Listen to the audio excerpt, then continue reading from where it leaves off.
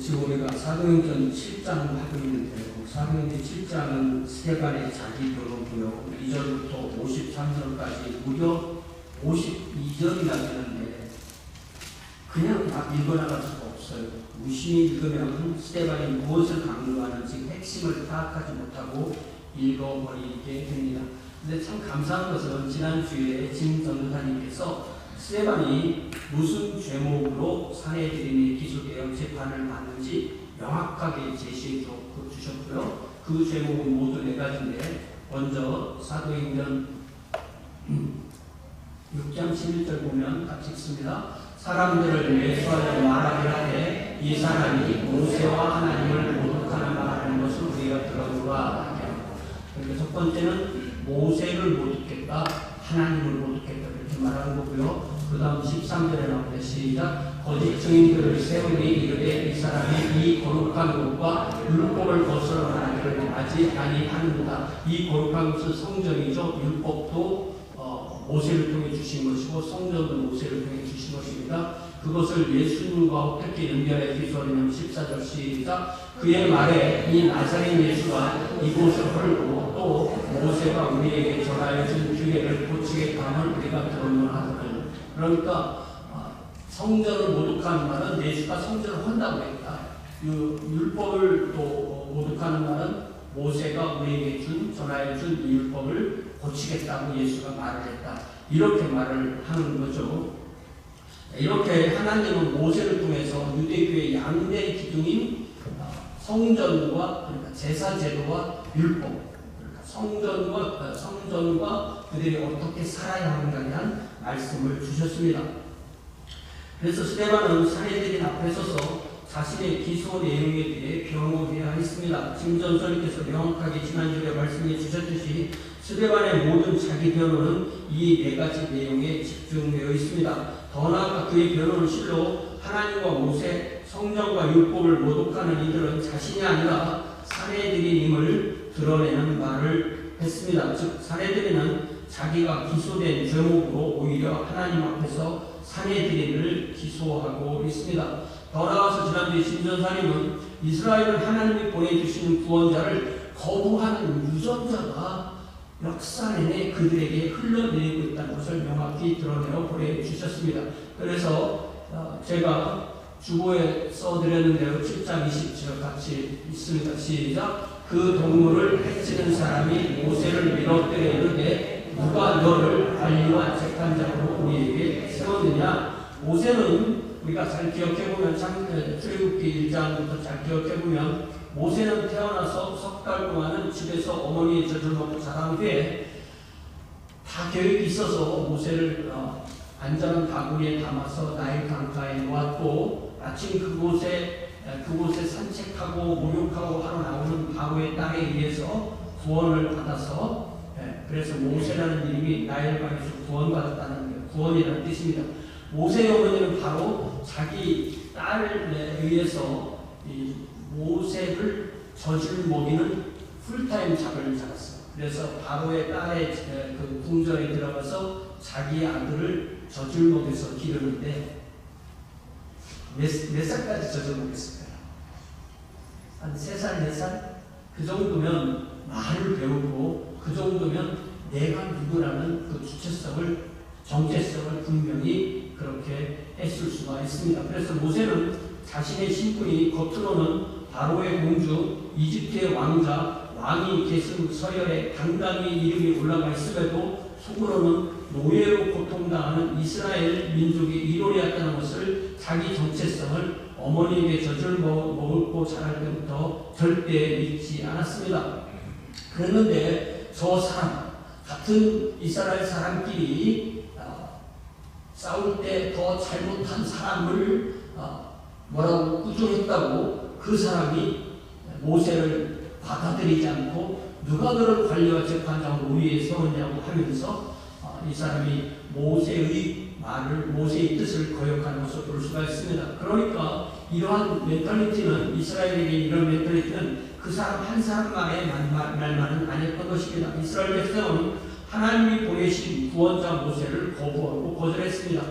이러한 그들의 기질은 한두 사람의 것도 아니고 한두 세계의 것도 아니고 그들의 역사와 혈통의 유전자처럼 흐르고 있습니다. 그래야 그들은 하나님이 그들과 이방인의 구세주로 보내주신 예수님을 그들에게 예수께서 오셨을 때 역시 예수를 거역하고 십자가를 못 받고 또 그 예수께서 부활하셨다고 전하는 스데반을 사내들인에 세워 지금 재판하고 있는 것입니다. 이제 오늘은 이 사내들인의 이 스데반에 대한 설교를 벌써 3번 했고요. 4번째 하고 2번 더 해야 됩니다. 4번째로 사도행전 7장 30절부터 43절까지 거절의 유전, 이 거절하고 거부하고 반역하는 것이 민족의 그 정서에 흐르고 있다고 해서 Sin of Rejection이라는 제목으로 이 말씀을 함께 나눕니다. 이제 우리가 오늘 나누는 이 30절부터 34절까지는 하나님께서 그들의 기도를 듣고 구원하려고 내려오셔서 모세를 보낸다는 이야기를 나눕니다. 자, 이제 23절, 7장 23절에서 스데반의 나이가 40이 되면, 모세의 나이가 40이 되면 그 형제 이스라엘을 돌볼 생각이 났다고 했습니다. 모세의 생애는요, 기억하기가 참 좋은 게 40년씩 3번 나와요. 그래서 처음 40년은 바로의 공주에게 구원을 받고 바로의 공주의 아들로서 미혼이에요. 미혼인의 아들 이방을 키우는 거예요. 바로의 공주의 아들로서 40년 살면서 실제로 이집트의 파라오의 왕위 계승 그 서열에 들어가 있는 이집트의 왕자입니다. 그리고 40년을 살고 그 다음은 미디안에 가서 미디안으로 도망가서 미디안에서 40년 동안 아들 둘 낳고 또 목자로서 그렇게 살고요. 마지막 40년은 하나님의 백성을 이끄는 그러한 구원자로 살게 되는 거죠. 그러니까 모세는 40년, 40년, 40년 이렇게 삽니다. 그래서 120년인데 우리가 창세기 9장을 읽어보면 홍수 이후에 노아에게 하나님께서 말씀하시기를 사람의 그 연세는 120살이 된다고 했어요. 그러니까 여러분 모두 120살을 놓고 기도하셔야 돼요. 120을 내가 살 걸 생각하는데 살면 어떠세요? 그러니까 준비를 하셔야 돼요. 120을 준비를 해야 되는데 또 똑같은 모세가 시편에서도 뭐라고 써놨냐면 사람이 70 정도 살고 당도 안 하면 80을 산다. 어떤 말이 맞아요? 120이 맞아요? 80이 맞아요? 네. 그건 통계를 보면 80이 맞는 거잖아요.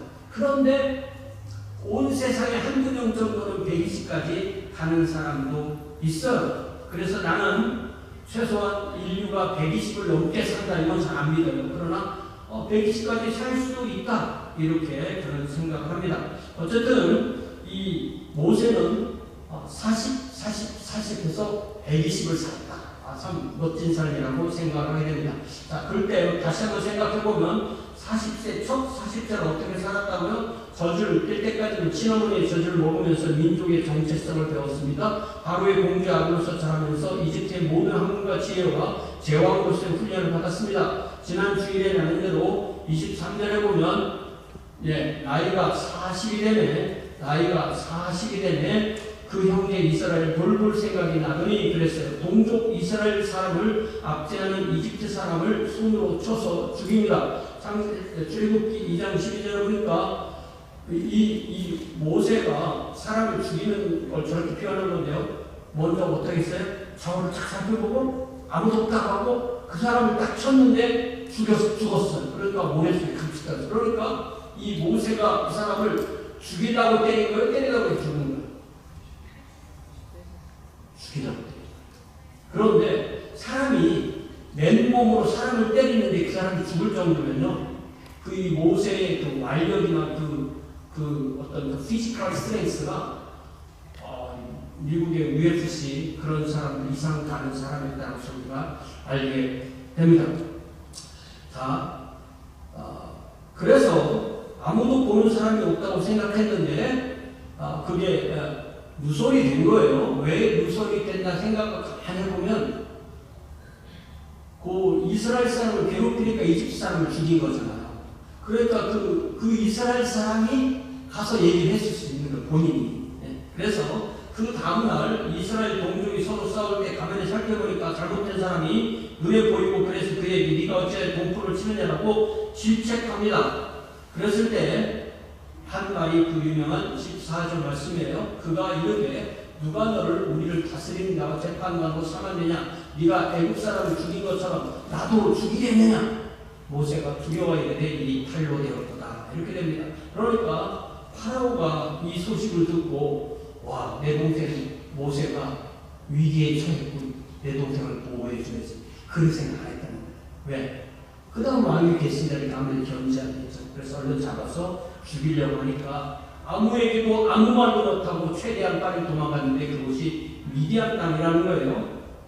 그래서 미디안에서의 삶이 출애굽기 2장 16절부터 25절에 간략하게 기록되는데요. 모세는 미디안의 제사장 루엘의 7딸 가운데 하나인 십보라와 결혼하여서 장남 게르손, 차남 엘리에셀을 얻습니다. 그래서 출애굽기 2장 마지막 석절에 보면은 이집트에 있던 그 200명 가까이 되는 이스라엘이 기도했을 때 어떠한 결과가 나는지가 나옵니다. 같이 읽습니다. 시작. 여러 해 후에 애굽 왕은 죽었고 이스라엘 자손은 고된 노동으로 말미암아 탄식하며 부르짖으니 그 고된 노동으로 말미암아 부르짖는 소리가 하나님께 상달된지라. 하나님이 그들의 고통소리를 들으시고 하나님이 아브라함과 이삭과 야곱에게 세운 그 언약을 기억하사 하나님이 이스라엘 자손을 돌보셨고 하나님이 그들을 기억하셨다. 그러니까 모세가 부름을 받기 전까지 그런 미디안에서 40년을 사는 동안 모세의 생명을 누리던 파라오는 죽었던 것이에요. 그러나 그 다음 파라오는 더욱 가혹하게 이스라엘 학대에서 그들은 그 고통의 소리를 하나님께 드리는 기도가 되게 하였습니다. 하나님이 이미 700여 년 전부터 아브라함과 이삭과 야곱에게 이 모든 것을 계획하셨기 때문에 때가 차기를 기다리는 동안 그러나 이스라엘 백성 한 사람 한 사람은 고통을 얼마나 심하게 당했을까요? 이스라엘이 이집트에서 고통을 당하는 동안 하나님도 긍휼의 마음으로 그 고통을 체험하셨을 것입니다. 그러면 모세는 그 40년을 무엇을 하면서 살았을까요? 그에게 40년 전에 품었던 내 민족을 구원하리라는 소명이 남아있었을까요? 그에게는 어떤 꿈이 남아있었을까요? 미디안 제사장의 사위로서 장인의 양떼를 돌보는 목자로 40년을 살면서 그는 자신을 어떻게 보고 있었을까요? 나의 친구는 어떻게 됐을까? 나를 길러주신 바로의 딸 양모는 살아계실까? 나의 형제들은 어떻게 고역 가운데 지내고 있을까? 이런 생각을 하며 살았을까요? 그는 하나님이 자기를 다시 이집트로 보내어서 어떤 일을 하실 것을 꿈꾸거나 기대하고 있을까요? 40년 동안 목자로 살면서 그런 꿈이 남아있었을까요? 80세가 되도록요? 저는 그렇지 않았을 거라고 생각합니다. 이것이 바로 오늘 30절의 배경인데요. 30절에 뭐라고 되냐면 40년이 참에 그러니까 80살이 된 거예요. 천사가 시내산 광야 가시나무 철기 불꽃 가운데서 그에게 보였다고 했습니다. 이제 모세는 이집트의 왕자로 산 40세의 청년이 아니라 미디안의 목자로서 40년을 더 산 80세의 노인이 되었습니다. 그리고 스데반은 이 시점에서 출애굽기 3장의 이야기를 사례들은 앞에서 복귀합니다. 출애굽기 3장 1절 같이 읽어봅시다. 시작. 모세가 그의 장인 미디안의 제사장 이드로의 양떼를 치더니 그때를 광야 서쪽으로 인도하여 하나님의 산 호렙에 이르렀다고 하였습니다. 아까는 루엘이라고 했어요. 지금 이드로예요. 그러니까 이 사람이요 이렇게 이름이 두 개가 있는 경우가 있어요. 이름이 두 개가 있는 경우가 있습니다. 루엘이라는 이름은 하나님의 친구. 좋죠. 이름 좋죠. 프렌드 오브 갓. 프렌드 오브 갓이 하나님의 친구라는 말이고 이드로는 그는 참 탁월한 사람이다. 이런 의미를 가지고 있습니다. 그래서 우리가 지도를 보면요. 미디안은 홍해 동쪽이에요. 미디안은 홍해 동쪽이고 그리고 양떼를 치고 간 곳은 저 시나이 반도 맨 밑에 빨간 줄처럼 저기가 호렙산이라고 하고 시내산이라고 하는 그리고 저 반도 전체는 시내 반도, 시나이 반도 그렇게 말을 합니다. 자, 그래서 지난주에 잠깐 보여준 지도를 지금도 보여드렸는데요. 우리가 그것을 머리에 좀 이렇게 갖고 있으면 좋겠습니다. 보통은 그 산 이름이 시내산이라고 부르고 때로는 호렙산이라고도 부릅니다. 그래서 이곳이 하나님의 산이라고 그 오늘 본문에서 나오는 이유는 아마 모세가 거기서 하나님을 만났고 이스라엘 백성이 그곳에 왔기 때문에 하나님의 산이라고 했는지 아니면 그 전부터 하나님의 산으로 불렸는지는 잘 모릅니다. 그러나 어쨌든 그곳을 하나님의 산이라고 그렇게 부릅니다. 이제 출애굽기 3장 2절을 같이 한번 읽어보시죠. 시작. 여호와의 사자가 떨기나무 가운데로부터 나오는 불꽃 안에서 그에게 나타났습니다. 그가 보니 떨기나무에 불이 붙었으나 그 떨기나무가 사라지지 아니하는지라. 이렇게 돼 있어요. 자, 그러니까 그 말씀을 그대로 또 우리 본문에서 이렇게 스데반의 현장과 이 출애굽기 말씀을 제가 왔다 볼 거니까 같은 내용이 계속 나오는 거예요. 모세가 그 광경을 보고 놀랍게 여겨 알아보려고 가까이 가니 주의 소리가 있었다라고 되어 있습니다. 자, 그러니까 이 모세가 본 떨기나무 요거를 사람들이 이 떨기나무를 무슨 나무라고 생각하는데요. 이 떨기나무는 나무가 아니라 그냥 덩굴이래요. 덩굴. 네. 우리 성경에 나오는 동식물, 뭐 광물 이런 이름은요 번역이 안 돼요.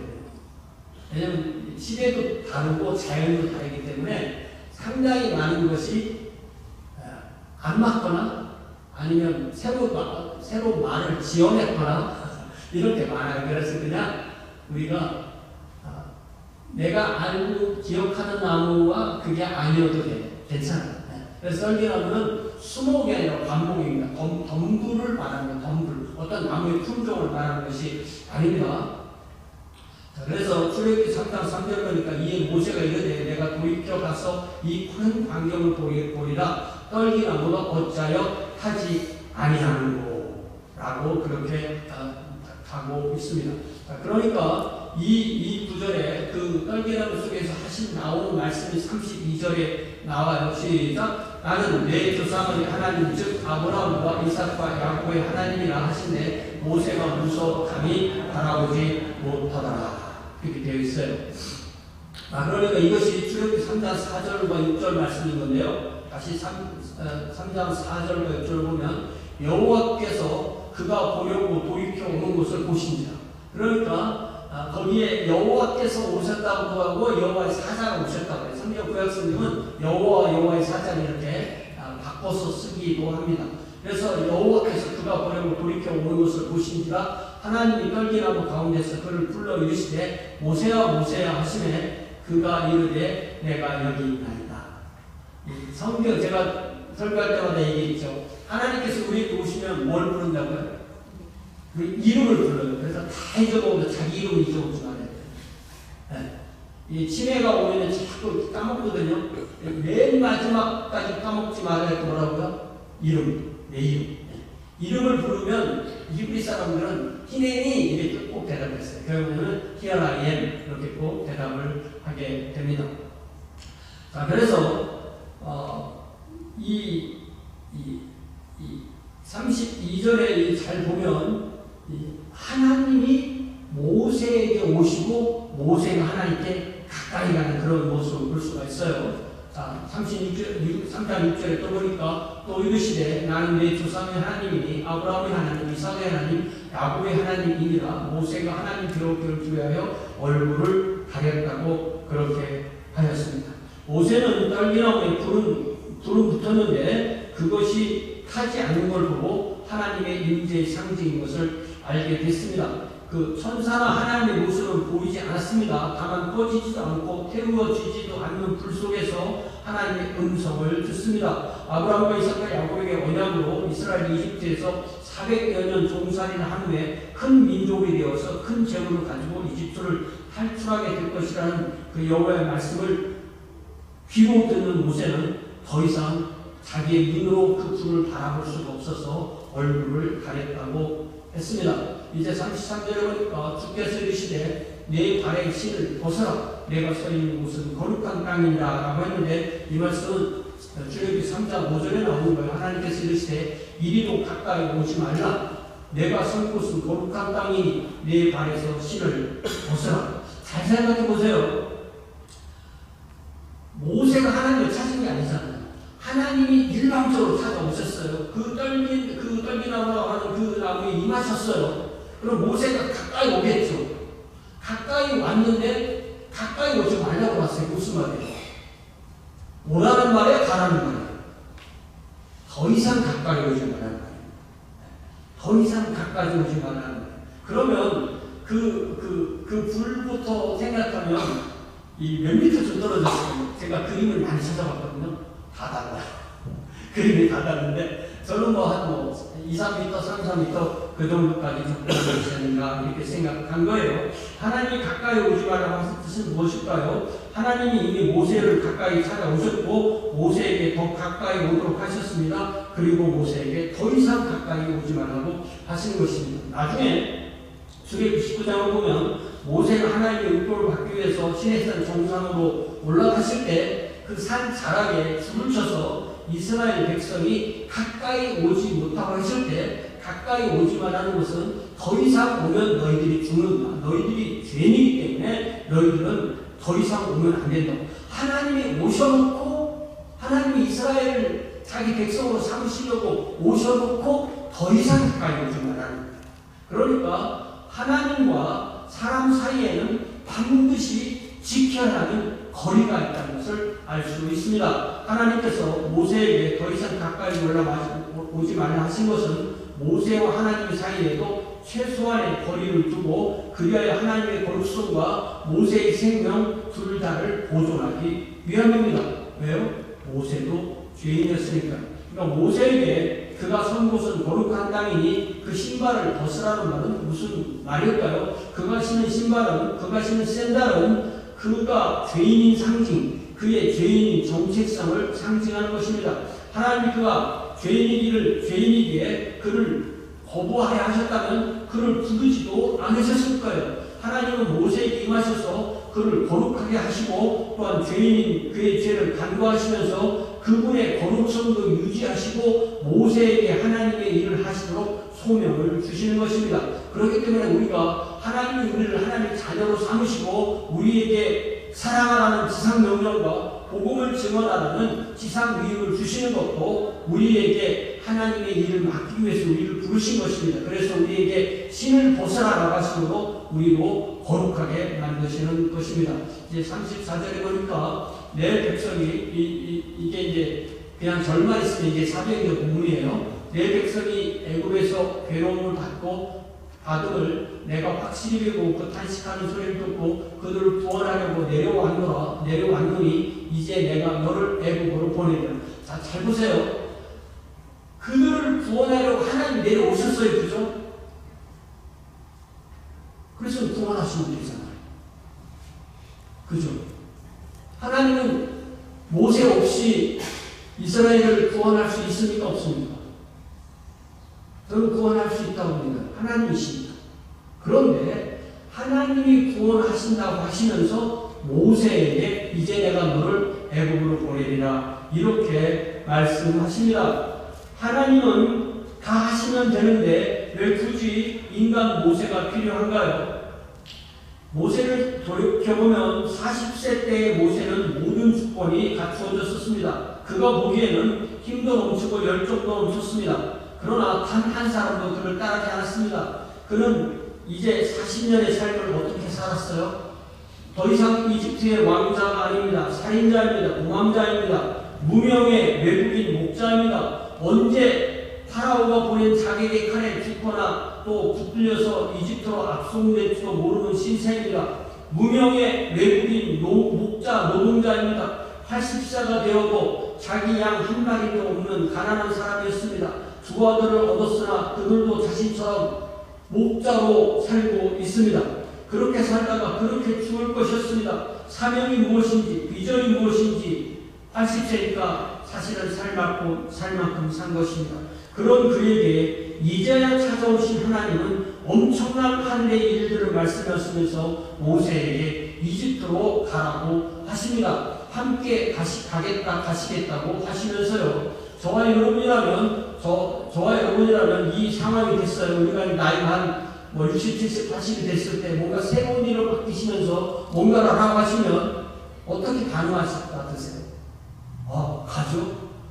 제가 하루하루 기다렸어요. 저는 모든 준비가 다 돼 있고 제가 적임자이고 제가 모세 아닙니까? 그렇게 모세는 대답하지 않았습니다. 그럼에도 하나님은 굳이 인간 모세를 이집트로 돌려보냈습니다. 이 시점에서 잘 생각하면 모세는 애국에 살지 않았습니다. 그의 몸은 출애국했어요. 그러나 40년 동안 사는 동안 모세는 진정 출애국한 겁니까?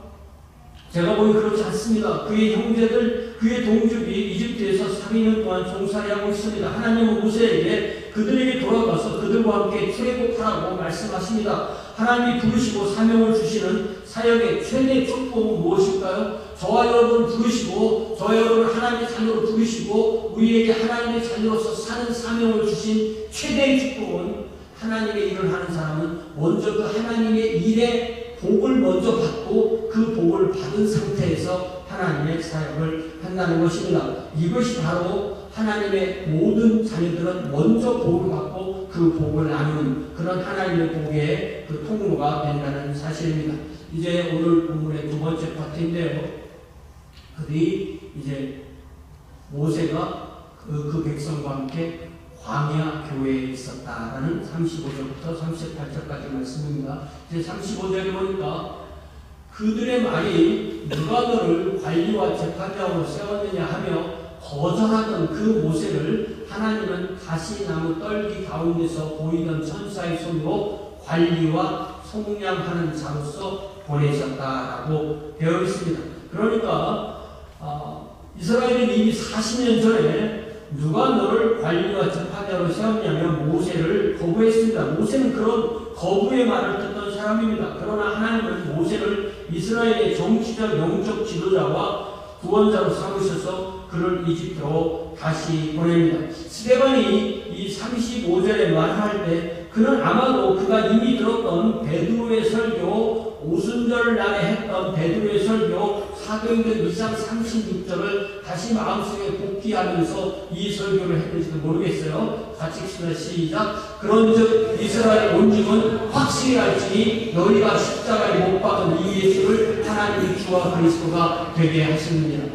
모세를 거부했지만 하나님이 그를 주권자와 속량하는 자로 보내셨듯이 이스라엘이 거부하고 십자가에 못 박은 예수를 하나님이 주와 그리스도가 되게 하셨다고 그렇게 선포하는 것입니다. 그런데 여기 이 관리와 속량하는 자, 이 관리라는 이 단어가 좀 이상해요. 영어도 그냥 룰러 이렇게 번역했는데 이게 잘 보면요, 이게 아르콘이라는 단어는 이 헬라어의 아르콘이라는 단어는 그냥 관리가 아니고 최고 통치자를 부르는 말이에요. 그래서 이거를 관리라고 번역한 것보다는 뭐 왕이라든지 아니면 뭐 지도자, 최고 지도자든지 이렇게 번역하면 좋겠고요. 이 속량하는 자라는 저 단어는요, 값을 치르고 노예를 다시 사와서 해방하는 대속자라는 말인데요. 이게 이제 신약성에 소테르라는 구주라는 단어가 많이 나오는데 이 단어는요, 신약성에 딱 여기 한 번만 나와요. 아주 특별한 의미에서 저런 의미를 그대로 갖고 있기 때문에 스데반이 이 단어를 이용해서 이 모세의 정체를 말해주고 있습니다. 자, 그래서 그렇게 모세에게 하나님께서 말씀하시는데 모세의 반응은 뭐예요? 진짜 모세의 반응은 계속 하나님과 악유를 하다가 맨 마지막에 하는 말이 모세가 이르되 오 주여 보낼 만한 자를 보내줘서 이렇게 말을 합니다. 자, 그러니까 이게 모세는 이 핑계 되는 거예요. 근데 그 핑계가 사실 핑계가 아니고 사실이에요. 사실은 자기는 그런 자격이 없다라는 것입니다. 그러자 하나님께서는 뭐 내 형을 보내고 내가 너와 함께 하겠다 이런 약속을 하심으로 이제 모세가 하나님의 뜻을 따라서 이집트로 가게 되는데요. 이집트로 가다가 이제 형이 자기를 만나러 올 때 만났다고 했고, 그리고 처음에 하나님께서 그에게 임하셨을 때 그가 들고 있던 하나님의 임재의 목자의 지팡이를 들고 아내와 두 아들을 데리고 이집트에 향하게 되는데, 잘 생각해보면요, 이 아들들이 우리가 상상하는 소년이나 뭐 어린 아들들이 아니에요. 이 아들들이 30세 이상 됐을 수도 있다는 것을 저는 이번에 처음으로 생각하게 되었습니다.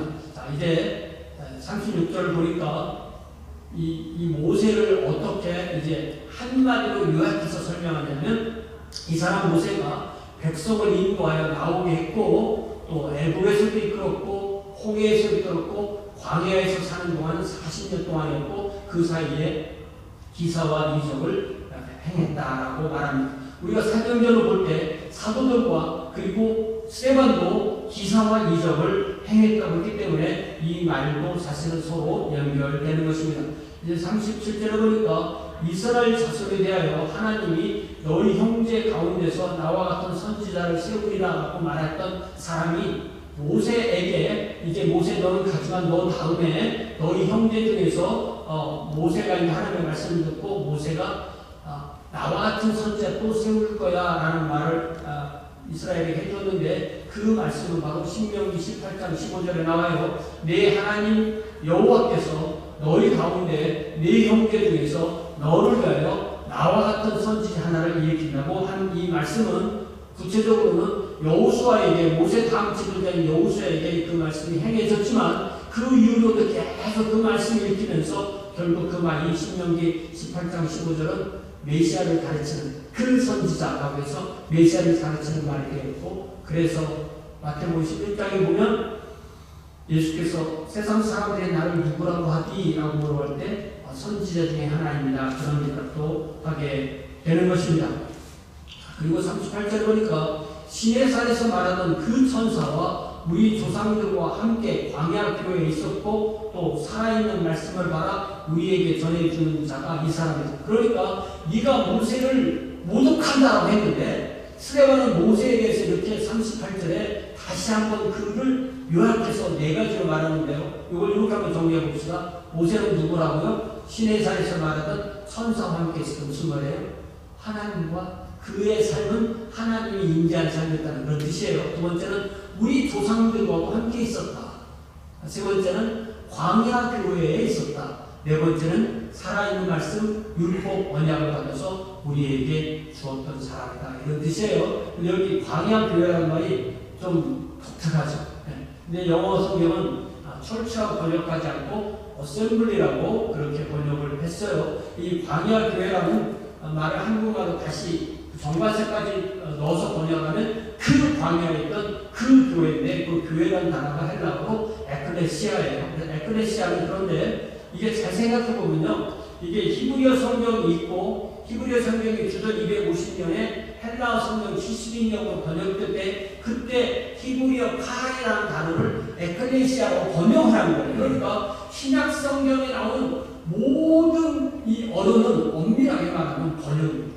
신약 성경은 다 번역이에요. 왜냐하면 그들은 히브리어 성경을 보고 또 아람어를 말하던 사람이 선교적인 차원에서 헬라 세계로 그리스도교를 전파하려고 쓴 책이 신약 성경이기 때문에 신약 성경은 번역이야, 그 자체가 이미 번역이야라고 이해하는 게 좋아요. 왜냐하면 잘못해서 우리가 단어용에 깊이 들어가서 에클레시아는 그리스의 민회야, 그러면 그리스의 민회랑 교회를 우리가 착각하게 되는 거예요.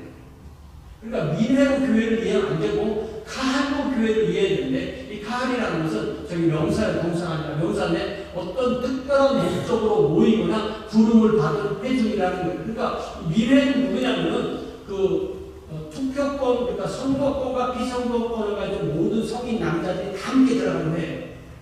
그런데 하나님은 이스라엘을 세상이라는 하나님의 백성의 제사장으로 특별한 목적으로 부르었기 때문에 그들을 카할이라고 불렀고, 그 카할의 의미가 이 에클레시아라는 말로 번역이 되었던 것을 우리가 꼭 기억하면 좋겠습니다.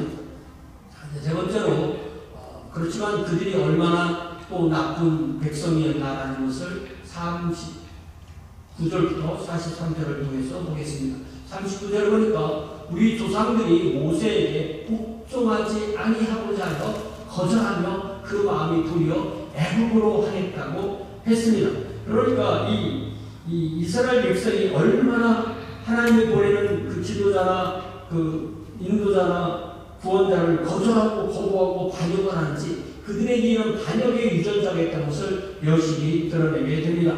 그들은 모세에게 복종하지 않았습니다. 그의 지도력을 거절하며 도전했습니다. 하나님과 모세가 이집트의 고깃가마 곁에서 풍요롭게 살던 이스라엘을 만나밖에 없는 광야로 이끌어 죽이려고 한다면서 새로운 지도자를 뽑아서 애굽으로 돌아가자라는 말을요, 제가 찾아보니까 출애굽기 민수기에 5번이나 그런 일이 있었어요. 그 40년 동안의 그 초기에 또 후기에도 5번이나 이런 일을 조직적으로 하였습니다. 그래서 제가 예전에 이 출애굽기 공부를 할 때 뭘 하나 만들었냐는 말을, 하나님과 모세는 이집트 알러지가 있다. 이집트라는 말만 들으면 막 기가 막히는 거야. 하나님도 기가 막히고 모세도 막 뒤로 넘어가는 거야. 왜? 이집트라는 곳에서 그들을 종살이하던 그들을 불러내서 하나님의 백성으로 삼으려고 하는데 뭐라고 그래? 티만나 뭐라고 말해요? 이집트가 좋았다. 그때가 좋았다. 그때로 돌아가자. 이집트로 돌아가자. 이러는 거예요. 우리는 이러면 안 되겠죠. 우리는 예수 안 믿을 때가 좋아. 나도 안 믿으네. 이렇게 가서는 안 되는 거죠. 자, 그리고 그들이 얼마나 또 나쁜 일을 했는지 40절에 나옵니다. 아론도 이르되 우리를 인도할 신들을 우리를 위하여 만들라. 애굽 땅에서 우리를 인도하게 된 이 모세는 어떻게 되었는지 알지 못하노라. 이게 여러분 성경 있죠? 성경 있으니까 성경 한번 찾아보세요. 출애굽기 어디를 찾으시면 19장을 열어보세요. 지금부터는 성경을 제가 읽자는 게 아니라 성경을 쭉쭉 넘기면서 성경이 어떤 식으로 되어 있는지를 좀 조금 제가 말씀드려볼게요. 출애굽기 19장, 이게 성경으로 봐야 잘 보여요. 스마트폰으로 잘 안 보입니다. 출애굽기 19장이 뭐냐면요, 출애굽기 19장 1절 보니까 이스라엘 자손이 애굽 땅을 떠난 지 3개월이 되던 날, 그러니까 출애굽하고 석 달이 딱 지나니까 시내산 광야 앞에 이른 거예요. 그랬을 때 하나님께서 모세를 불러서 산 위로 부르시면서, 시내산 위로 부르면서 이스라엘을 내가 나의 백성으로 삼는 언약의 의식을 거행하자, 이렇게 말씀하시는 거예요. 19장이. 그러면서 그 핵심의 말씀이 출애굽기 19장 5절 6절인데요. 이 출애굽기 19장 5절은요, 5절 6절은 창세기 12장 3절과 함께 성경에서 가장 중요한 성경 구절 중에 하나예요. 왜냐하면 이 말씀을 잘 보면 하나님 있고 온 세상 민족이 있고 이스라엘이 있다는 것을 알 수 있어요. 그러니까 이스라엘은 하나님과 온 세상 민족 사이에서 하나님의 제사장으로 부름을 받은 그런 하나님의 제사장 나라라는 걸 같이 읽습니다. 시작. 세계가 다 내게 속하였나니 너희가 내 말을 잘 듣고 내 언약을 지키나 너희는 모든 민족 중에서 내 소유가 되겠고. 그러니까 하나님과 이스라엘 사이에 언약이 있는 거예요. 그죠? 그리고 6절 시작. 너희가 내게 대하여 제사장 나라가 되며 거룩한 백성이 되리라. 너는 이 말을 이스라엘 자손에게 전할지니라. 이렇게 되어 있어요. 그 핵심은 하나님과 하나님의 모든 민족 사이에는 이스라엘이 제사장 나라로 부름을 받았다는 것입니다. 이 관계는 하나님과 이스라엘 사이의 언약의 말씀으로 유지됩니다. 하나님이 그들을 선택한 것으로 인하여서 그들이 하나님의 백성이 되고 하나님이 되시는 특권을 받았습니다. 그렇기 때문에 하나님을 위해서 모든 민족을 하나님께 인도하는 사명을 수행하는 제사장 나라로서의 특권이 이스라엘에게 주어진 거예요. 자, 그 다음에 그렇게 해서 이제 하나님께서 이스라엘에게 주신 첫 번째 율법의 말씀이 출애굽기 20장인데요. 여러분 출애굽기 20장 가셨죠? 출애굽기 20장 1절부터 17절까지가 이 십계명인데요. 놀랍게도 십계명은 산 위에서 하나님이 주시는 말씀으로 이스라엘 백성이 귀로 들은 거예요. 우리가 그것 좀 기억하시고요. 그리고 나서 출애굽기 20장 뒷부분부터 21장 그냥 넘기세요. 22장, 23장 그리고 24장 가보세요. 24장에 가면은 이제 그 십계명을 포함한 21장, 22장, 23장에 주어진 모든 언약을 모세가 책으로 써서, 그러니까 21, 22, 23장을 책으로 써서 그것을 언약의 책이라고 분명히 되어 있습니다. 24장 7절에 보면 언약서예요. 그 언약서를 산에서 받은 것을 다 읽어주면서 짐승의 피로 언약을 맺는 언약의 의식을 하는 것이 24장이에요. 그리고 24장 이제 12절부터 18절에 보면 다시 하나님께서 이제는 언약을 주셨으니까 하나님과 이스라엘이 예배하는 것을 가르치기 위해서 성막을 지을 그 말씀을 주기 위해서 네가 산에 와서 40일 동안 있어 이렇게 하면서 40일 있게 되는 거야라는 얘기가 출애굽기 24장 18절 출애굽기 20장 18절에 보면은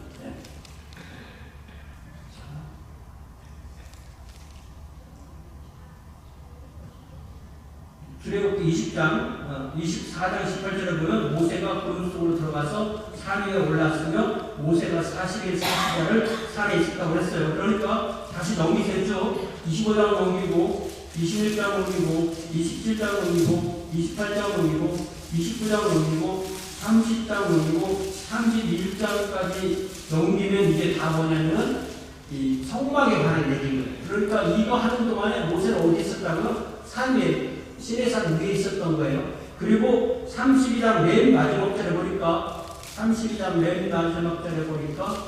어떻게 되어 있어요?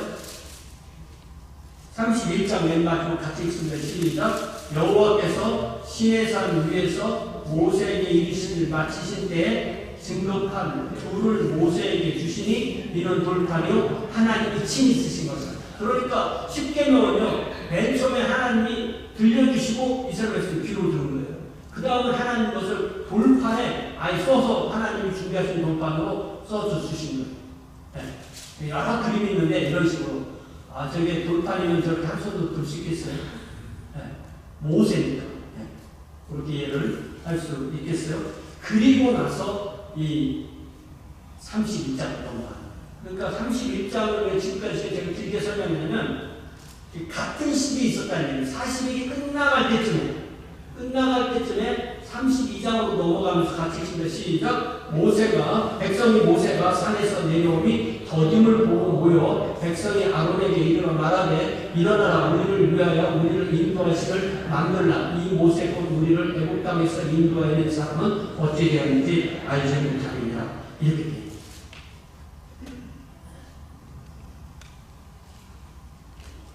다시 정리해 드릴게요.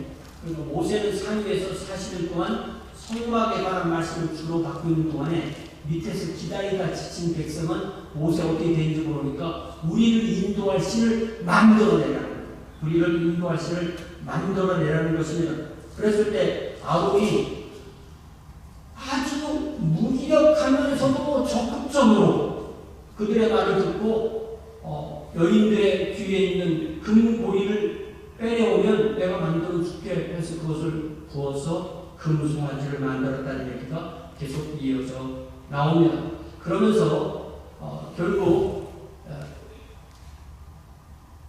이 스데반은 그 말을 뭐라고 말하면 그때 그들이 송아지를 만들어 우상 앞에 제사하며 자기 손으로 만든 것을 기뻐하겠다 했고 그 똑같은 말씀이 32절 4절에서는 아론이 그들의 손에서 그 금고리를 받아 부어서 조각칼로 새겨 송아지 형상을 만드니 그들이 말하되 이스라엘아 이는 너희를 애굽 땅에서 인도해낸 신이로다 라고 그렇게 하였어요. 그리고 6절에 보니까 이튿날에 그들이 일찍 일어나 번제를 드리며 화목제를 드리고 백성이 앉아서 먹고 마시고 일어나서 뛰는다. 잘 보면요 이들이 자기들이 나왔던 이집트 내지는 주변에 있는 가나안 사람들을 보고 이 금송아지 우상을 만드는 금송아지 우상을 만들고 했던 것이 그들이 결국 그 신에게 화목제를 드리고 번제를 드리고 먹고 마시고 일어나서 뛰놀았다고 되는데 뛰놀았다는 말이요 아주 우리가 그 말이 무슨 말인지 모르게 말이니까 일부러 좀 숨긴 것 같아요.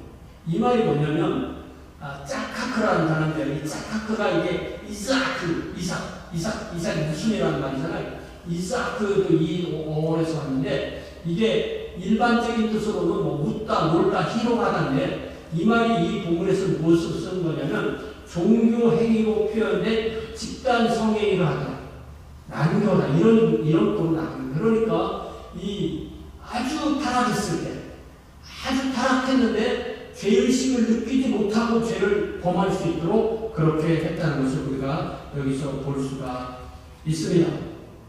그래서 스데반은 42절에서 하나님이 외면하사 그들을 그 하늘의 군대 섬기는 일에 버려주셨으니 이는 선지자의 책, 선지자는 아모스 5장입니다. 선지자의 책에 기록된 바 이스라엘의 집이여 너희가 광야에서 40년간 희생과 제물을 내게 드린 일이 있었느냐? 그러니까 아모스 5장 20절 똑같은 내용이에요. 이스라엘 숙수와 너희가 40년 동안 광야에서 희생과 소제물을 내게 드렸느냐? 그 다음에 42절에 몰록의 장막과 신 네팔의 별을 받아들였으며 이것은 너희가 절하고자 하여 만든 형상이로다. 내가 너희를 바벨론 밖으로 옮기려 스데반은 바벨론이라고 했어요. 근데 이 아모스는 뭐라고 말하냐면 너희가 너희 왕 식국과 기운과 너희 우성들과 너희가 너희를 위하여 만든 신들의 별 형상을 지고 가리라.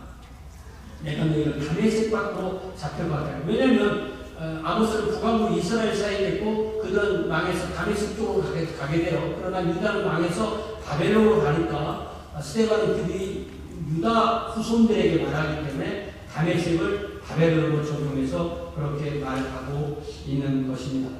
시간이 좀 길어졌는데요.